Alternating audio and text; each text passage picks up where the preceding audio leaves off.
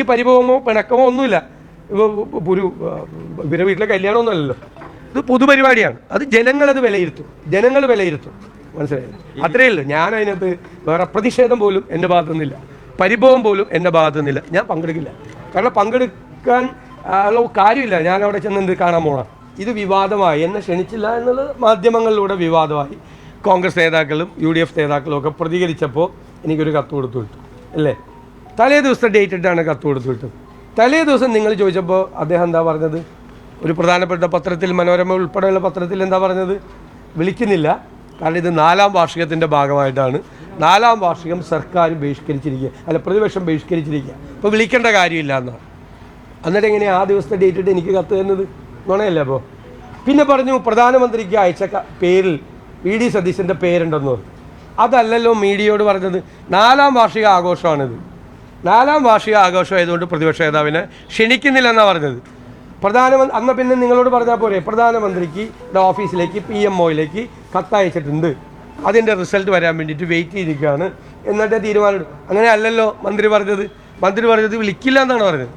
പിന്നെ വിവാദമായി കഴിഞ്ഞപ്പോൾ ഇല്ല. പിന്നെ ഇപ്പോൾ പറയുന്നു കേന്ദ്രമന്ത്രിമാരും മുഖ്യമന്ത്രിയും മാത്രമോ പ്രധാനമന്ത്രിയും മാത്രമോ പ്രസംഗിക്കണമെന്ന്. പിന്നെ ഞാൻ എന്തിനാ പോണ്?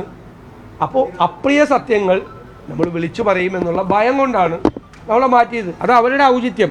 എനിക്ക് പരിഭവമോ പിണക്കമോ ഒന്നുമില്ല. ഒരു ഇവരുടെ വീട്ടിലെ കല്യാണമൊന്നുമല്ലല്ലോ, ഇത് പൊതുപരിപാടിയാണ്. അത് ജനങ്ങളത് വിലയിരുത്തും. മനസ്സിലായില്ല?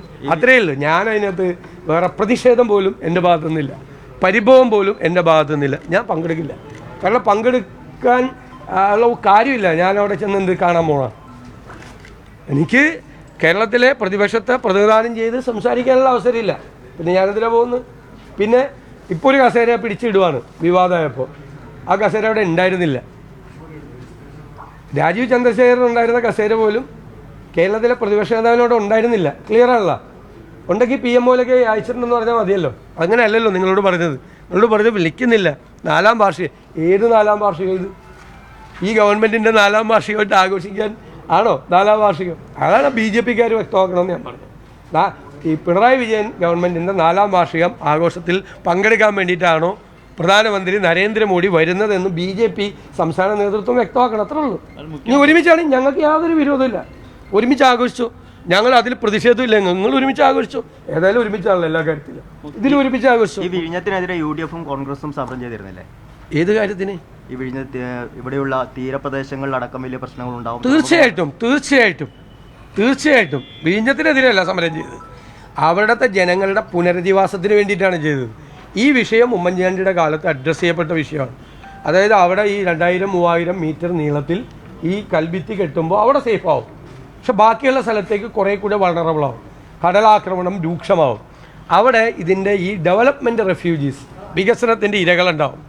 അത് മനസ്സിലാക്കി അന്നത്തെ സമരം ചെയ്ത ആളുകളുമായിട്ട് സെറ്റിൽമെൻ്റ് ഉണ്ടാക്കി 475 കോടി രൂപയുടെ ഒരു പാക്കേജ് ഉമ്മൻചാണ്ടി ഗവൺമെൻറ് ഉണ്ടാക്കി. ഗവൺമെൻറ് ഉത്തരവിറക്കി. പക്ഷേ ഇരകൾ എവിടെ കിടന്നിരുന്നത്? വലിയ തുറയിലെ സിമൻറ്റ് ഗോഡൗണിൽ 450ഓളം കുടുംബങ്ങൾ കിടന്നിരുന്നു. ഞാനാണ് അവിടെ പോയി അത് കണ്ട് നിയമസഭയിൽ കൊണ്ടുവന്ന് കൈ കൂപ്പി ആ പാവപ്പെട്ടവരെ പുനരധിവസിപ്പിക്കണമെന്ന് പറഞ്ഞു. അതിനുവേണ്ടി അവർ സമരം ചെയ്തു. ആ സമരത്തിന് ഞങ്ങൾ പിന്തുണ കൊടുത്തു. അത് വിഴിഞ്ഞത്തിനെതിരായിട്ടുള്ള സമരമല്ല, പോർട്ടിനെതിരായ സമരമല്ല. വിഴിഞ്ഞം തുറമുഖം വന്നതുകൊണ്ട് ഉണ്ടായ വികസനത്തിൻ്റെ ഇരകളായി മാറി കാറ്റും വെളിച്ചവും കടക്കാത്ത സിമൻറ്റ് ഗോഡൗണിൽ പ്രസവം വരെ നടന്നോടെ തളർന്നു കിടക്കുന്ന ആളുകളുണ്ട്. 450 കുടുംബങ്ങൾ പ്രായമായവർ. ഇപ്പോൾ അവരെ റീഹാബിലിറ്റേറ്റ് ചെയ്തു. അത് ആ സമരം കൊണ്ട്, ഞങ്ങൾ ചെയ്ത സമരം കൊണ്ടും തിരുവനന്തപുരം രൂപത, ലത്തീൻ രൂപതയുടെ നേതൃത്വത്തിൽ നടന്ന ഉജ്ജ്വലമായ സമരം.